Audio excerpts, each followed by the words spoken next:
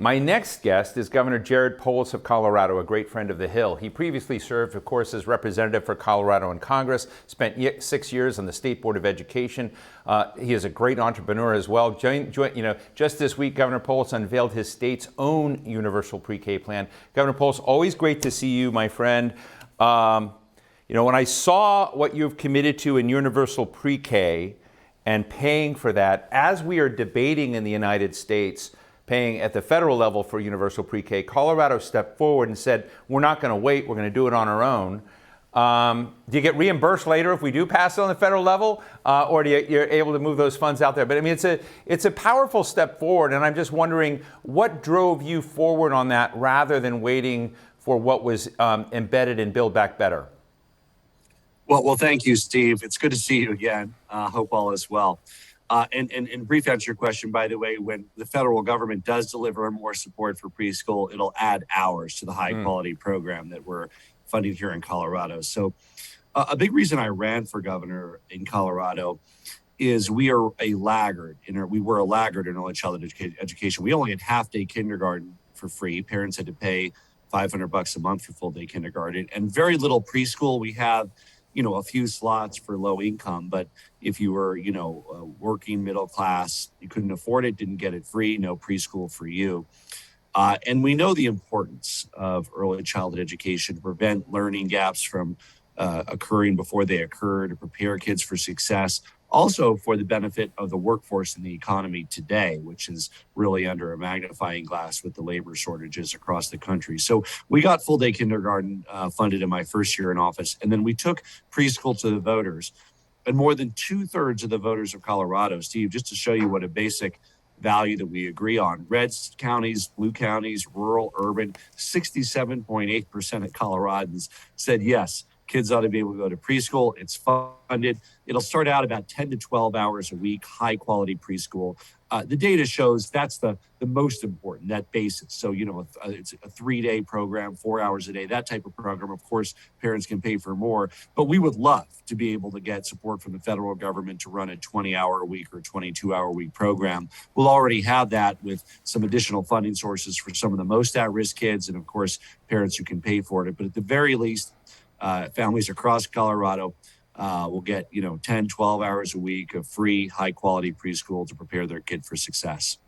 Governor, I think today is going to be a really good show that will have some shelf life. And what I want to have in this, as we talk to our viewers today, but the ones that come back and said, hey, what can I learn from this, is sort of a show and tell of what states and local governments are doing with the dollars they're getting in different ways.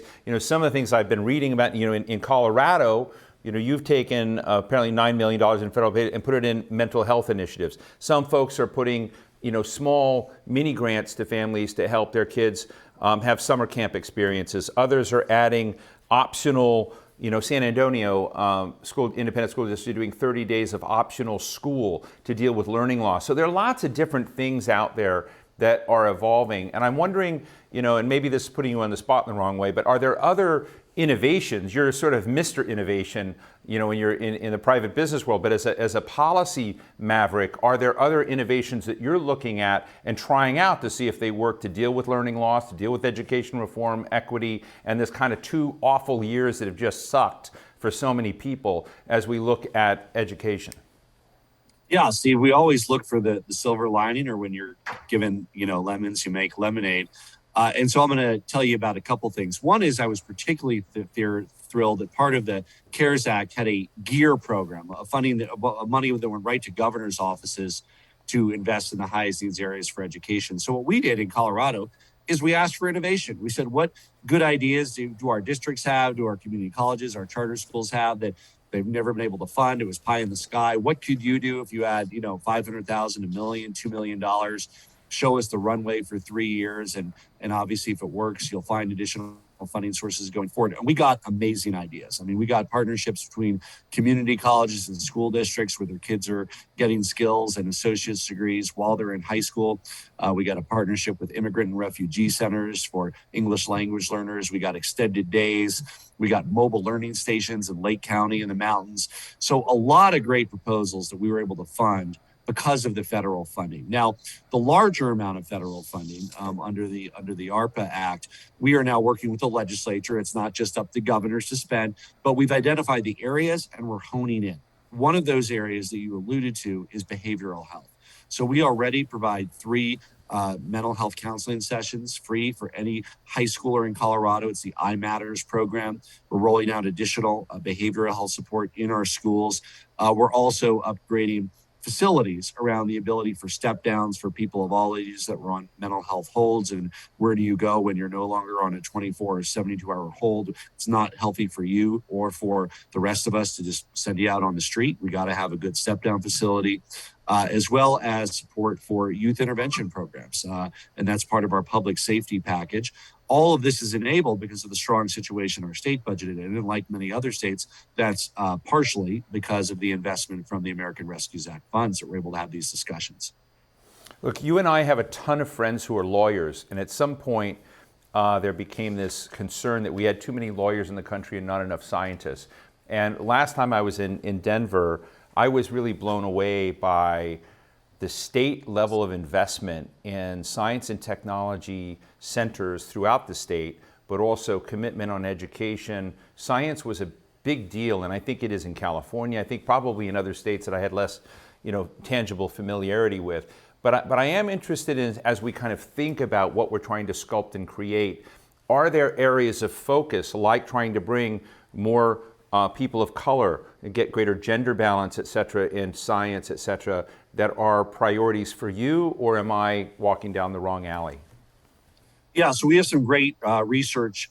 Colorado State University, University of Colorado, together over $1 billion in research. We also deeply appreciate, Steve, there's a direct tie-in to our innovation and science ecosystem to the federal government, because we're the home of the National Renewable Energies Laboratory, NIST, NOAA. A lot of that federal presence, which leads directly, of course, to spin-off technologies, but also to this ecosystem of scientific talent, people moving back and forth from the private sector into the federal research sector. And yes, we are also, University of Colorado Boulder is also the home to National Council for Women in Technology, which does amazing work and has had great progress. They're a national organization, but we like to lead with some of their best practices in Colorado, getting closer to achieving equity in technology for women. We also have a number of efforts around better diversity for people of color in all fields. And one of the keys that you find for both women and people of color is it starts early. It's not just a program at a college, middle school, high school. This is when decisions are made about whether people are going into engineering and computer science. And you need to make sure that you show that role model, that mentorship, the academic supports that are needed. So A, people go to college, and B, they go to college on a track where they can get a degree in a field that allows them to earn a good living in science. Look, when you were in Congress and we would talk, I had no doubt that you were progressively inclined. You were also an incredible pragmatic deal maker. There is this tension right now, particularly in the Democratic Party, between different wings of how we sort things out. Is the Biden administration doing the kinds of things, helping you in the ways as a governor to actually get things done? And do you feel that tension among your Democratic Party colleagues between, strong ideological positions and the fact that sometimes we've got to cut corners or do deals to kind of move the nation forward in other ways? So the biggest thing that the Biden administration, Congress has done is empowered states to innovate through the American Rescue Act and the CARES Act. I mean, there's not a day that goes by that we're not so grateful for the ability to really push the envelope, not only in education through all the transformative investments with our GEAR grants, but in housing, in behavioral health. We have a very strong public safety package. Our goal is to make Colorado one of the 10 safest states over the next 5 years, including support for retaining and training law enforcement. All of these are possible because of Congress and the administration's work to support innovation at the state level, which is a great idea. That's why we pushed our GEAR Act down to the local level. We said, what great ideas do you have as a high school principal, as an elementary school principal that we can empower you to do? Because often that very best innovation comes from the level of government closest to the people. And we can facilitate that. We can be a catalyst for it. And that's one of the most constructive roles, not only for the federal government, but also for the state. Jared, I have Governor Chris Sununu coming on next. And, of course, we know that he's decided that being governor is more fun than running for the Senate or being a senator. How do you feel about that choice?